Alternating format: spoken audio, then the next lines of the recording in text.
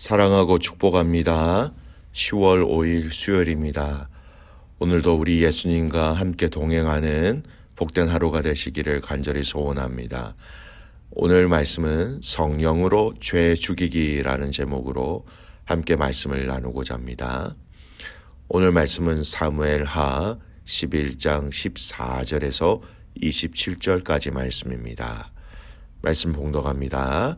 아침이 되매 다윗이 편지를 써서 우리아의 손에 들려 요압에게 보내니 그 편지에 써서 이르기를 너희가 우리아를 맹렬한 싸움에 앞세워 두고 너희는 뒤로 물러가서 그로 맞아 죽게 하라 하였더라.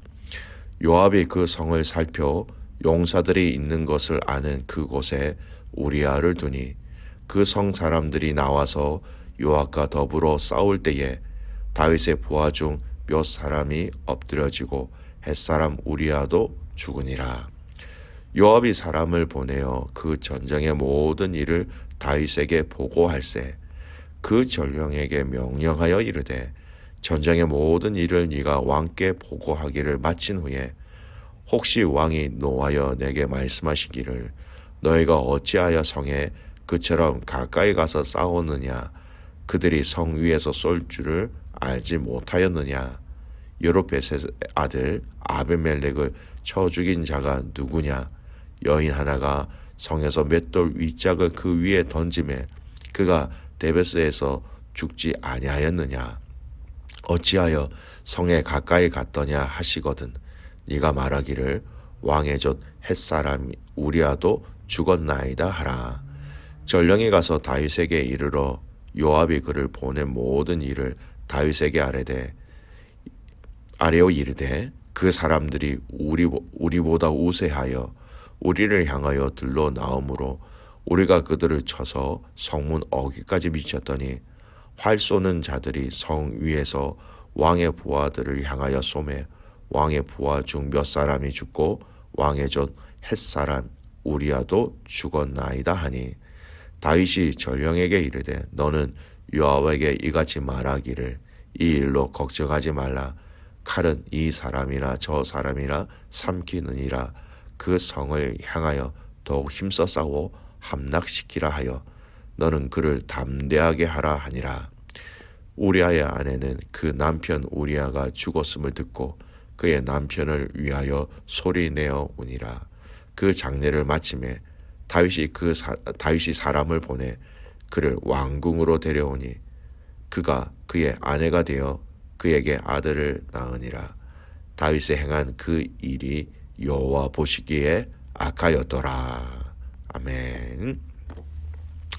오늘 말씀 제목 성령으로 죄 죽이기입니다.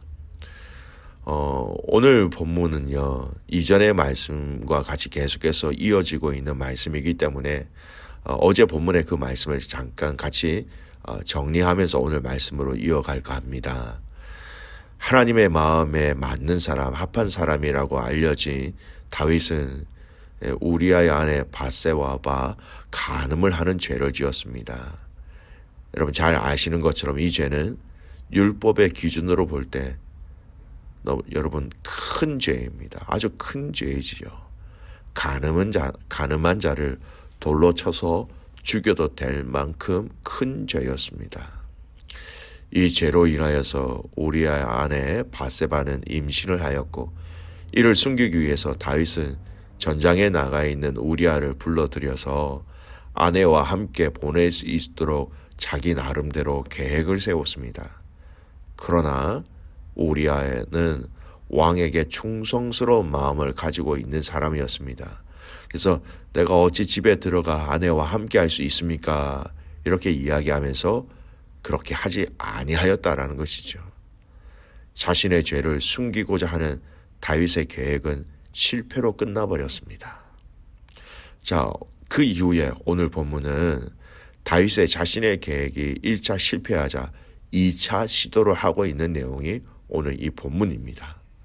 그런데 이 2차 시도는요 1차 시도보다 더 악하여졌다라는 것이 매우 중요한 부분입니다. 다윗은 처음에는 죄를 숨기기 위하여 거짓으로 계략을 세웠다면 이제는 우리아를 죽이기 위하여 전문 이게 법적 용어로 살인 교사의 죄를 짓고 있다라는 것입니다.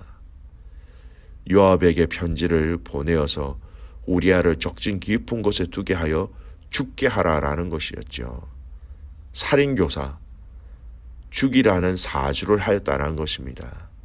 다윗이 직접 그의 손과 발로 또는 칼이나 창으로 그가 직접 죽이지는 아니하였습니다. 그러한 상황과 정황을 만들어서 그 결과로 오리아가 전장에서 죽게 만들었다라는 것이에요. 여러분 자세히 한번 살펴보십시오.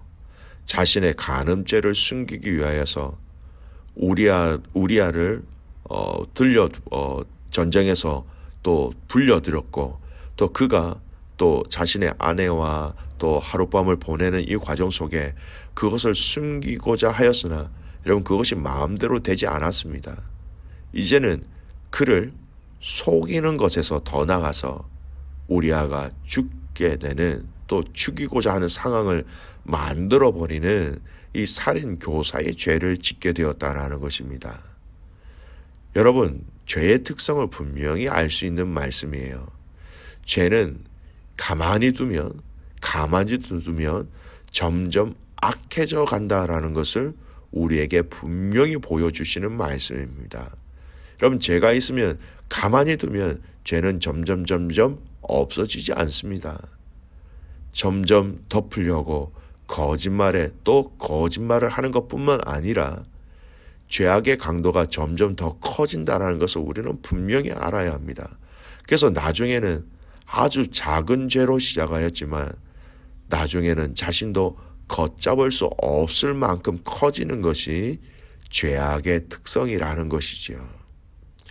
여러분 우리 한국 속담에 이를 잘 보여주는 속담이 하나 있습니다.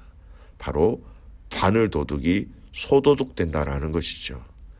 작은 죄를 짓는 것을 그대로 두면 큰 것을 훔치는 또 큰 죄를 짓는 죄가 될 수 있다라는 것을 우리에게 보여준다라는 것입니다.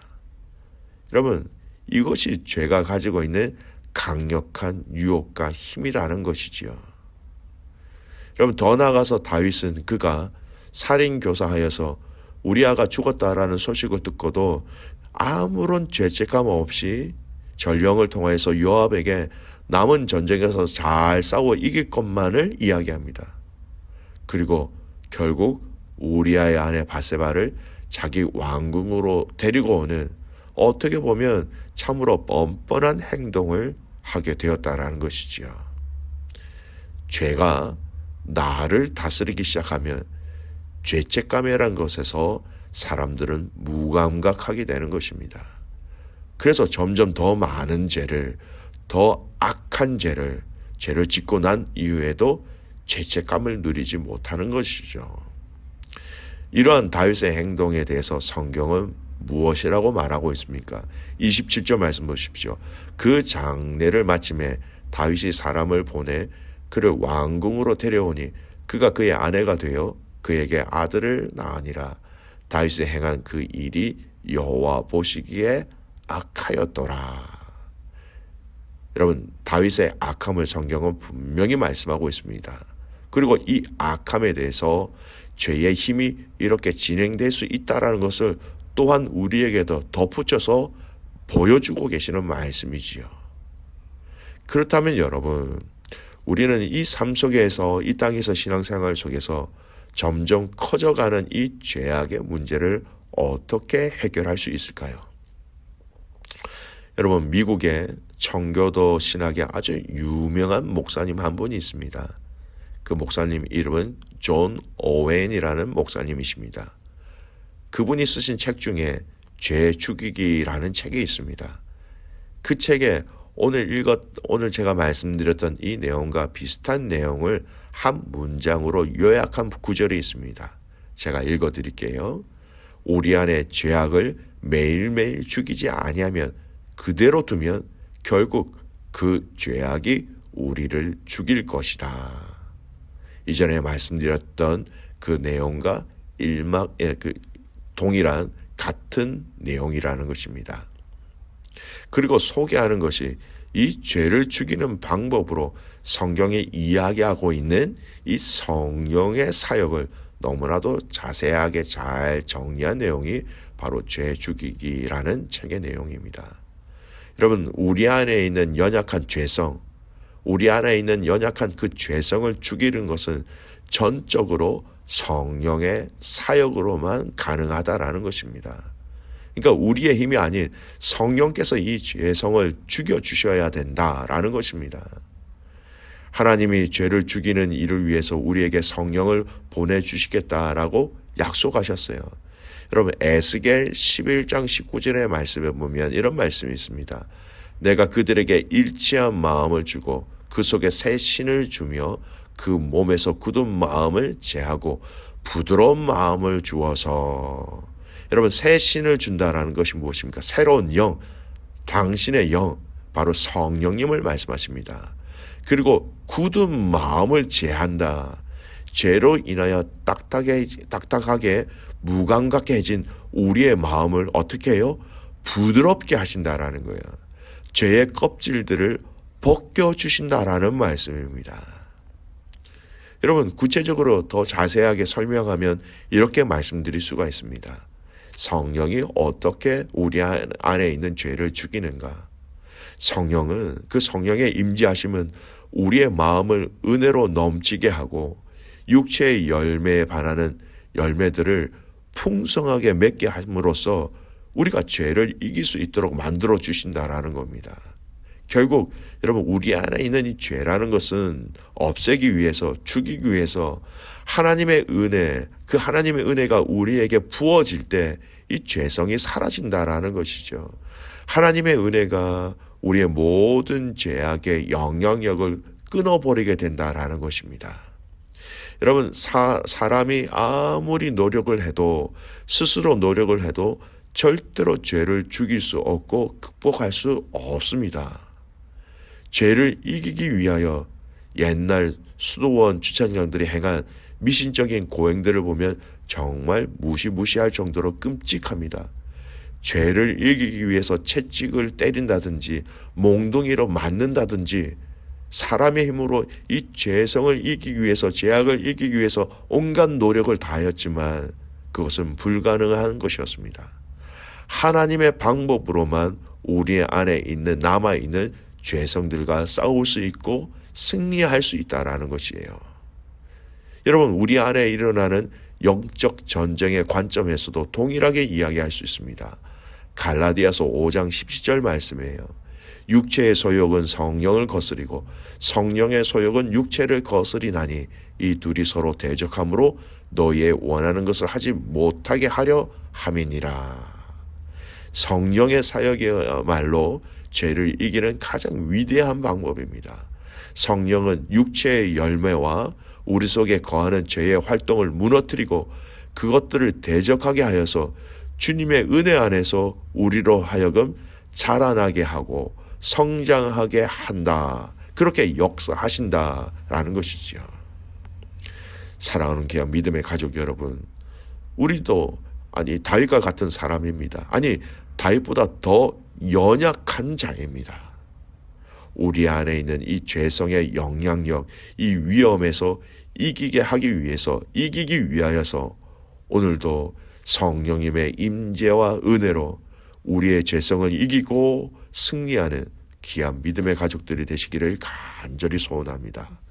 사랑하는 귀한 믿음의 가족 여러분, 그 성령께서 부어주시는 은혜로 우리를 정결하게, 우리를 거룩하게, 또 성령의 열매를 맺을 수 있도록 그 성령께서 우리를 인도하실 때 저와 여러분은 더 거룩함으로 승리하며 주님 앞에 나아갈 수 있을 것입니다. 오늘 이 하루 성령께서 함께하여 주시는 그 은혜로 말미암아 이 영적 전쟁에서 승리하며 죄와 점점 멀어질 수 있는 복된 삶 되시기를 주님의 이름으로 축복합니다. 아멘. 기도하겠습니다. 살아계신 아버지 하나님, 감사와 찬송과 영광을 주님께 올려드립니다. 하나님, 참 하나님 앞에 마음에 합한 다윗이었지만 하나님, 그의 연약함으로 인하여 그가 죄를 지었고 그 죄가 점점 강해지는 것을 보았습니다. 하나님, 우리에게도 이 남아있는 죄성으로 인하여서 우리도 알지 못하게 우리가 악해져 가거나 하나님 우리가 강팍해지거나 우리의 마음에 죄성이 쌓일 때가 있습니다. 성령 하나님, 우리를 불쌍히 여겨주셔서 그 성령께서 우리에게 주시는 그 은혜로 우리의 이 죄성을 이길 수 있도록 하나님 은혜 위에 은혜를 더하여 주시옵소서. 그 성령께서 내 안에 임재하셔서 내 안에 굳은 마음을 제하여 주시고 부드러운 마음, 겸손한 마음, 주님을 더 사랑하는 마음으로 가득 채워 주시옵소서.